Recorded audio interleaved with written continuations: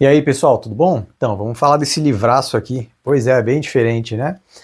Eu, primata, por que somos como somos? Frans de Waal. Bom, o Frans de Waal, ele foi um primatólogo holandês, ele faleceu no início desse ano, né? Ele é um dos primatólogos mais proeminentes na área aí, mais teve contribuições, acho que ficou atrás só da Jane Goodall, alguma coisa assim. Ele estudou muito resolução de conflitos em chimpanzés, tem review de uns 3 ou 4 livros dele aí no canal, e se eu não me engano esse aqui é o primeiro livro que ele publicou em 2005. E, para minha surpresa, é um dos melhores livros dele que eu já li e entrou aí no meu top 3 de livros importantes para entender sobre o comportamento humano. Bom, e nesse livro aqui ele se propõe a falar exatamente por que diabos somos como somos, né? O livro aqui é dividido em 6 capítulos. Ele já começa falando aqui da família Anthropoid e aí falando sobre a evolução, né, dos primeiros primatas ali no período Pleioceno, passando para o período Pleistoceno, há mais ou menos 5,5 milhões de anos, um primata em comum de nós, os chimpanzés, bonobos, gorilas, enfim, evoluíram ali.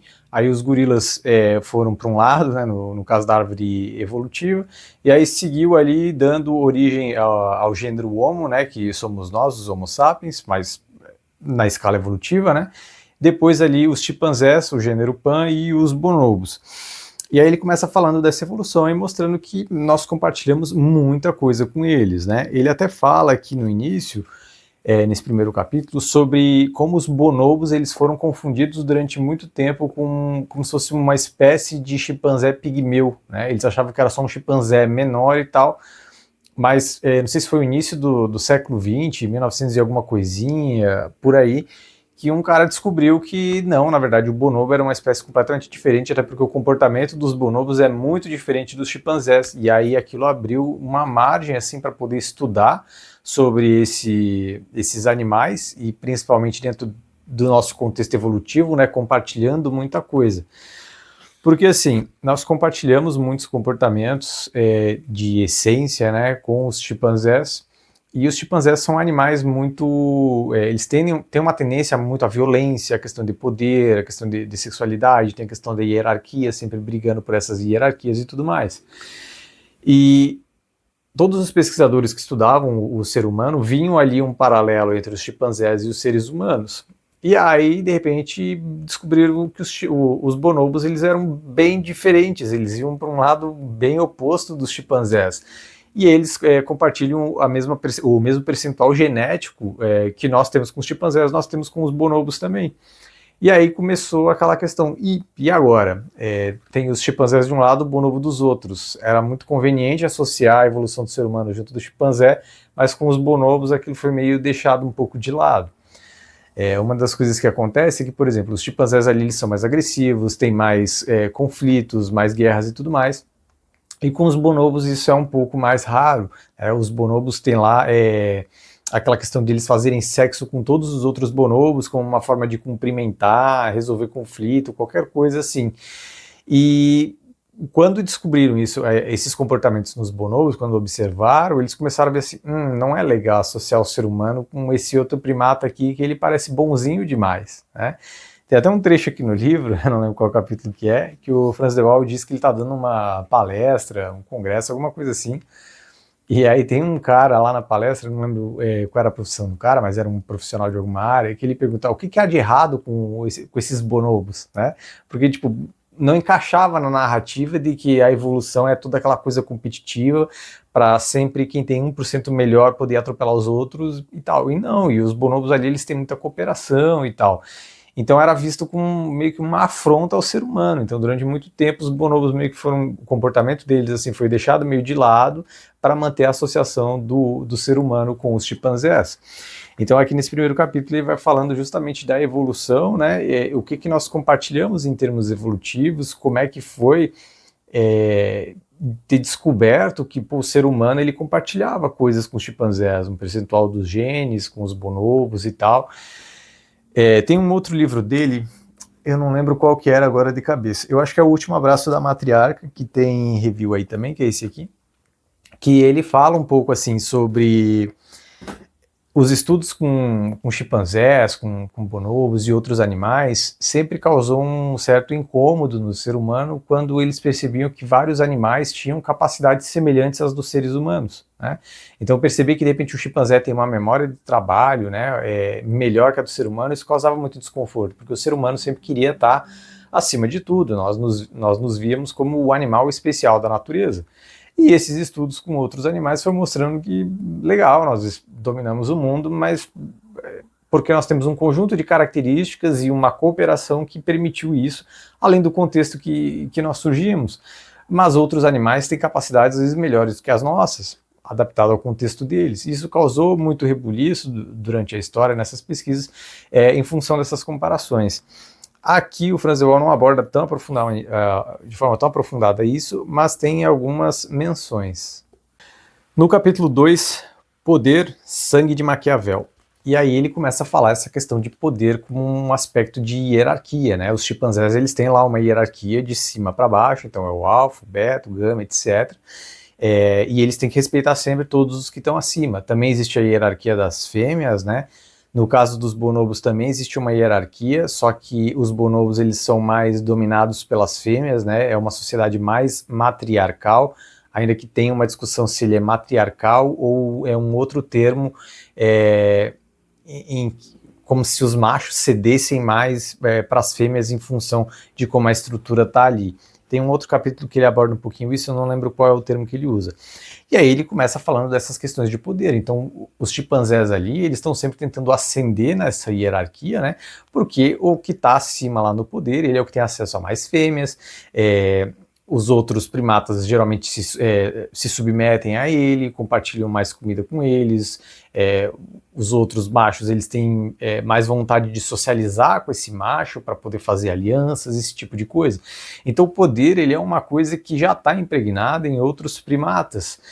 E aí ele faz ao longo do livro inteiro, nesses capítulos, o paralelo entre o que acontece nos chimpanzés e o que acontece no ser humano.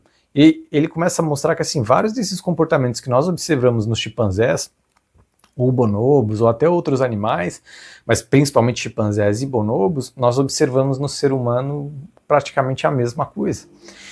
Ele até comenta aqui, não lembro em qual capítulo, que ele faz um comentário sobre as pessoas quando vão ao zoológico e veem os chimpanzés, as pessoas ficam rindo do que o chimpanzé está fazendo, mas é uma risada muito mais de desconforto porque a pessoa meio que está se identificando com aquilo, ela está olhando para um primata que, ainda que o chimpanzé ele seja bastante diferente de um ser humano, eles compartilham muita coisa, então quando ele sorri, várias expressões faciais, várias interações sociais que os chimpanzés ou bonobos fazem remetem muito a coisas que nós fazemos. Então, quando as pessoas veem aquilo no zoológico, a risada das pessoas é muito mais de desconforto, de ver assim, caramba, esse animal é muito parecido, né?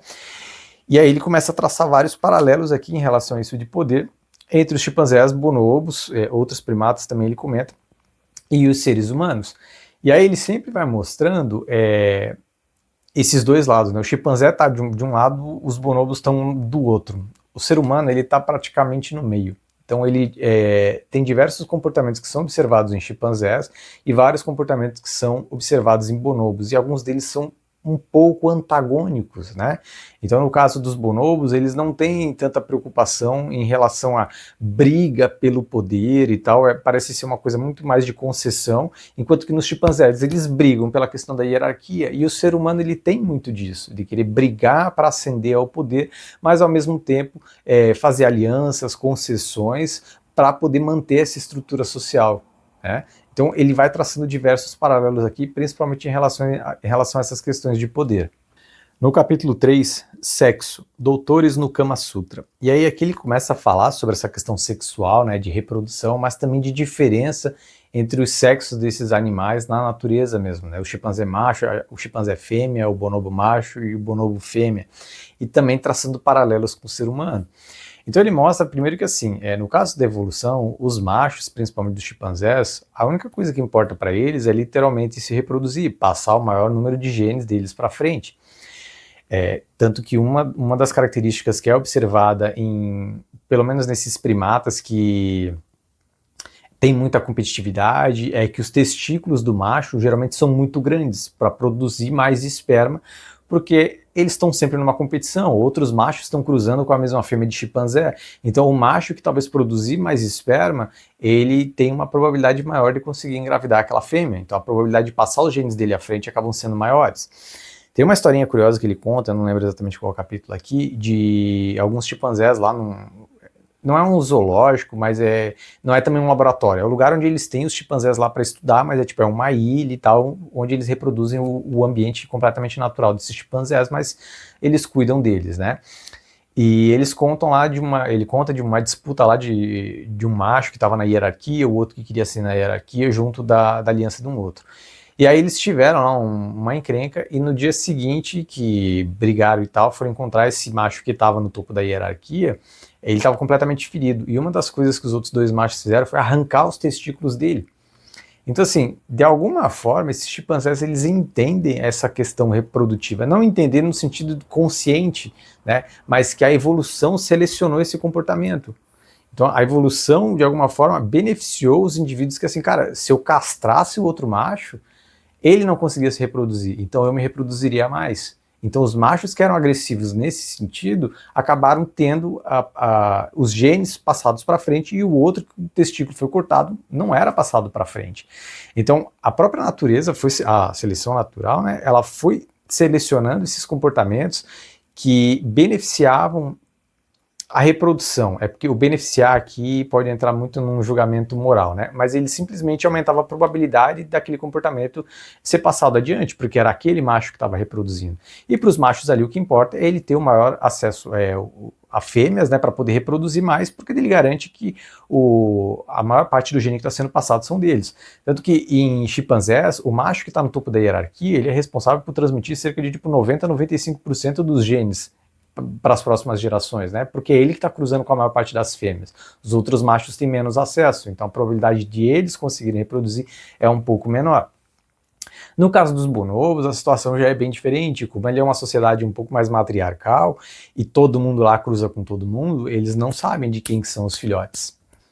Então, ele bota justamente esses dois paralelos e ele coloca o homem centrado ali no meio. Então, o chimpanzé, ele tem um domínio maior na fêmea por garantir o acesso sexual a ela. Então, se vem um outro macho para querer cruzar, o macho que está no topo da hierarquia vai lá brigar com aquele macho. E o ser humano, ele é bastante ciumento nesse sentido também, né? O homem, ele tenta privar a mulher que ele se relaciona de ter acesso a outros homens, porque isso gera uma dúvida na paternidade, né? Então, se o chimpanzé lá, ele não tem certeza de que o filho é dele, isso aumenta a probabilidade de que ele cometa infanticídio, né? Inclusive teve o outro livro recentemente que eu fiz, é o Porque as Mulheres Fazem Sexo, lá eles comentam um pouco disso também. Quando o macho de chimpanzé, ele ascende na hierarquia, e ele sabe que ele não tinha cruzado com essa fêmea, e essa fêmea tá prenha, a hora que esse filhote nasce, ele mata o filhote, porque ele sabe que o filhote não é dele. E aí ele cruza com a fêmea, e aí os filhotes que ele acha que é dele permanecem lá. E isso tem um comportamento muito semelhante ao ser humano, que é justamente a dúvida da paternidade. Pô, eu não tenho garantia do filho, então eu quero controlar a fêmea para ela não ter acesso. No caso dos bonobos é uma situação completamente diferente, é de serem mais abertos. Então ele vai mostrando o ser humano sempre no meio desses dois, e sempre oscilando um pouco mais para um lado ou para o outro. Nesse capítulo ele também mostra bastante as dinâmicas sociais em termos de sexo, né? Então como é que os machos cooperam entre eles, como que as fêmeas cooperam entre elas e tal. Porque tem essa diferença de gênero em termos sexuais, né? Os machos, eles se comportam muito mais de uma forma, as fêmeas se comportam muito mais de outra. E, de novo, ele sempre traça o paralelo com o ser humano ali no meio. Os homens têm uma tendência maior à poligamia, porque o que importa para eles é muito mais passar os genes adiante. Eles não têm tanta questão de investimento na prole, porque se ele nem tem certeza, ele também não investiria nisso, né? Só que no caso das fêmeas, elas se importam mais com o macho que é mais provedor, porque elas querem, primeiro porque a gravidez ela tem um custo, né, e cuidar do filhote também tem. No caso dos chimpanzés aqui e os bonobos também, se eu não me engano, elas acabam tendo filhos a cada, 5, 6 anos, alguma coisa assim. Então é um baita de um investimento na prole. E elas precisam garantir que o macho com quem elas estão cruzando seja um macho que acabe provendo um pouco mais de recurso para elas, né? Pelo menos quando o macho não tem tanta dúvida da paternidade, porque daí ela pode cruzar com determinado macho que garante o subsídio para ela, mesmo esse macho, mesmo ela de repente sabendo que o filhote não é dele, alguma coisa assim. Não que eu acho que as fêmeas saibam de quem são os filhotes, né? Mas alguma coisa na evolução faz com que os animais tenham uma percepção, perceber isso de alguma forma, né? Então ele traz diversos paralelos aqui em relação a esse aspecto sexual. Eu acho que é um dos capítulos mais interessantes, justamente por conta de todas essas diferenças. E o mais curioso do livro é assim, todos os paralelos que ele traça, nós observamos de fato nos seres humanos. Não é uma historinha isolada, é um comportamento. Cara, isso aqui realmente eu vejo muito mais mulheres tendo esse comportamento, ou muito mais dos homens tendo esse comportamento. Capítulo 4, violência, da guerra à paz. E aí aqui ele começa a falar do aspecto de violência, que é uma coisa que está impregnada aí na nossa sociedade, na nossa história e na evolução de praticamente todos os animais. Só que aqui é um paralelo interessante que ele faz, porque assim, nós temos essa crença de que a história do ser humano, ela é só violência, só violência, só violência. Só que não teria como ser só violência, só violência, só violência, porque nós chegamos aqui por meio da cooperação. Então a cooperação foi a característica que foi sendo passada adiante pela seleção natural. Então é muito mais provável que tenha tido momentos de violência muito drásticos, mas mais períodos de paz, né, onde tinha ali a cooperação. É claro que se nós olharmos aí ao longo da história, a quantidade de conflitos ela foi reduzindo, então tinha mais no passado, mas não é naquele sentido de que muita gente achava que era, bom, eu encontrei um outro hominoide aqui hoje, não é da minha tribo, sai se matando. Também não era assim, né? E ele começa a mostrar esses aspectos de violência. Claro, ele começa a falar aqui também de como a violência ela ocorre, quais são as funções da violência nessas espécies e tudo mais. Mas ele traça esse paralelo. Os bonobos não são muito violentos, praticamente nada violentos, né? Os chimpanzés já têm uma tendência maior a essa violência. E o ser humano, de novo, está ali no meio. Então ele vai traçando paralelo sempre para os dois lados. E isso é uma parte muito bacana do livro, porque ele não vai naquela ideia de que muita gente tinha de pegar o chimpanzé, né, e olhar assim, nossa, olha como é que é o chimpanzé, ele é violento, eles batem nos outros por qualquer coisa e tal, e o ser humano é igualzinho. Muitas vezes mas muitas vezes o ser humano age de uma forma antagônica que é muito mais parecido com a forma como os bonobos se comportam. O capítulo 5, bondade, corpo com sentimentos morais. E aí aqui ele começa a falar um pouco sobre a evolução da bondade, né? Então ele começa a mostrar como essa questão dos animais se preocuparem com os outros, ela foi fundamental para a evolução, porque se não tivesse a cooperação ela só pode surgir quando o animal ele se preocupa um pouco com o outro, né? É claro que em algum grau eu posso me preocupar com a cooperação no sentido de que, bom, se eu estou ajudando o outro, eu estou ganhando mais. Mas ele mostra diversos casos aqui onde o animal ele ajudava e ele não recebia um benefício agora. A questão, ele chama, que é o que nós chamamos de altruísmo, né? Então, pô, eu faço bem para uma pessoa agora e talvez depois a pessoa acabe me ajudando. E alguns animais, eles fazem isso. E eles só têm como fazer isso se eles tiverem alguma noção de futuro. E isso é uma coisa muito bacana, ele traz inclusive no Somos Inteligentes o bastante para saber quão inteligentes são os animais, que também tem review aí, né? Esse livrinho aqui, que é esse aspecto. Cara, os animais eles também têm uma percepção de futuro, talvez não seja tão desenvolvida quanto a nossa, eles também têm uma teoria da mente, né, que é aquela questão de nós entendemos que a outra pessoa, ela pensa alguma coisa na cabeça dela que eu não tenho acesso e que pode ser diferente daquilo que eu tenho acesso. Né? Chamamos de teoria da mente, quando eu sei que a pessoa pensa de uma forma diferente de mim, etc. Né? E ele mostra que os animais também têm isso, ele traz diversos estudos e observações que ele mesmo fez, né, que ele mesmo estudou, e na verdade são estudos que ele fala em praticamente todos os livros dele, mas é bem interessante, justamente porque ele vai mostrando, cara, esses animais precisaram, tinha que ter ali uma base de bondade nesses animais para permitir a cooperação, o altruísmo, sem ter um benefício imediato, para permitir essas sociedades se estruturarem, né? Porque a sociedade dos chimpanzés e bonobos, ela tem ali um grau de complexidade, existem aspectos políticos ali, né? Ele mostra, por exemplo, os chimpanzés, eles fazem até complôs para poder tirar um outro macho do poder. Ele menciona bastante aqui o caso de dois chimpanzés lá, que um era mais velho, ele tinha bastante influência, mas ele já não tinha mais força, e ele se alia a um outro chimpanzé mais jovem, que não tem tanta influência, mas ele é forte bastante para derrubar o outro macho que está no topo da hierarquia. Então os dois acabam fazendo um complô para poder tirar aquele macho do topo da hierarquia. Então eles têm ali esse grau de complexidade. E aí ele volta muito nessa questão da bondade como uma coisa que faz parte da natureza também. Não é só a questão do ser humano ser hobbesiano, né? O homem ser o selvagem, aquela coisa toda. Não, tem um aspecto da natureza que é do homem querer o bem comum, pelo menos ali, para a tribo dele, para a família dele, né? Porque isso é o que permitia a cooperação. E aí, quando começa a aumentar essa estrutura social, exige ainda mais esses aspectos morais, né, de fazer o bem para o outro, justamente para manter essa sociedade coesa. Porque se não tivesse isso, nós não tínhamos chegado numa sociedade onde tem amontoado milhões de pessoas numa única cidade. Não que não tenha problemas com esse monte de gente amontoada, nós percebemos isso. Mas para chegar aqui, teve que ter tido essa cooperação, e essa cooperação só pode ter sido possível por meio de indivíduos que priorizavam essa bondade, em partes esse altruísmo, né? Então esse comportamento altruístico ele foi sendo passado adiante de forma que isso tenha se tornado um aspecto muito importante. Mas aí, de novo, ele faz o paralelo. Tem essa parte da bondade, cooperação dos bonobos, e ao mesmo tempo tem a parte do egoísmo e a violência dos chimpanzés. E o ser humano está sempre ali no meio.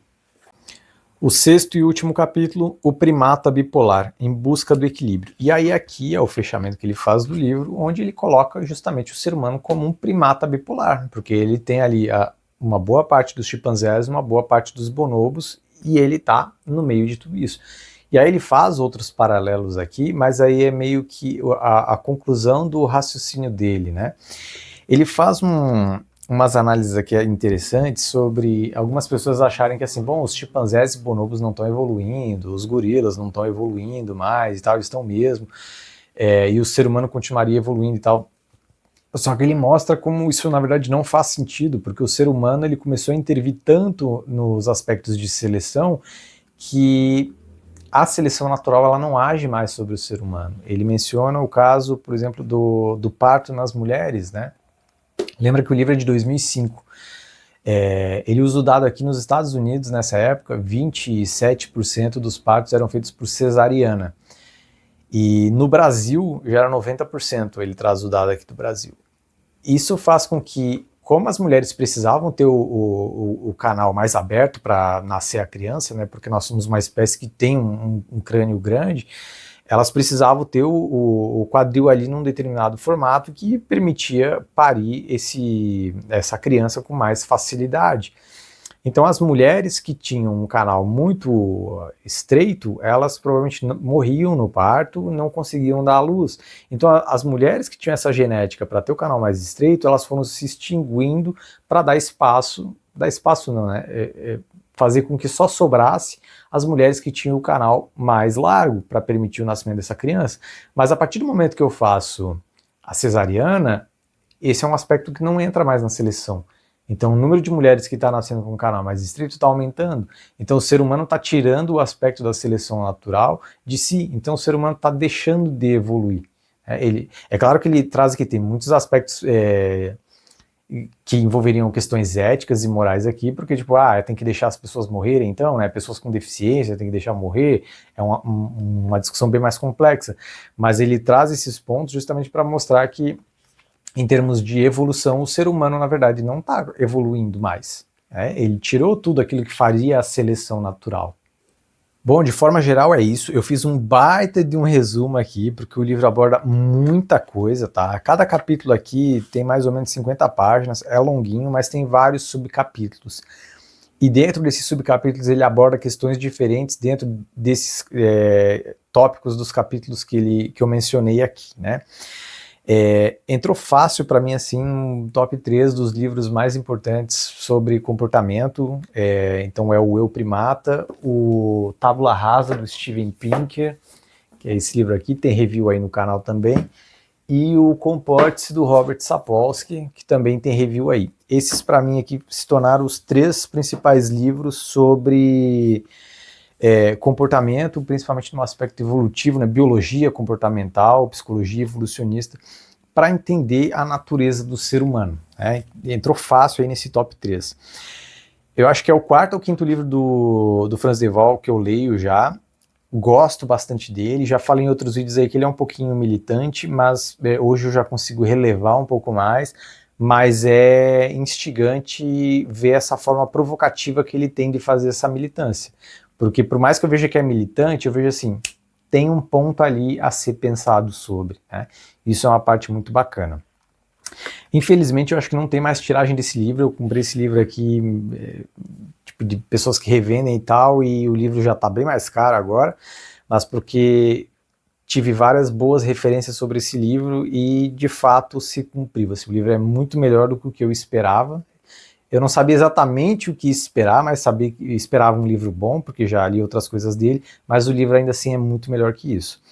Então assim, eu indico o livro para qualquer pessoa que queira entender um pouco mais sobre a evolução do ser humano e de fato, por que somos, como nós chegamos até aqui. A linguagem do Franz de Waal é muito tranquila, né? É muito fácil de entender o que ele está falando, ele não entra em nenhum aspecto muito técnico assim, ele sempre traz muita história, ele sempre contextualiza bastante as coisas que ele está falando, então isso é uma coisa muito legal, é uma leitura assim muito agradável, é aquela leitura que instiga um pouco de curiosidade, nossa, eu quero ver até onde ele vai com esse argumento, né? É um livro muito bacana, então fica aí a indicação para vocês.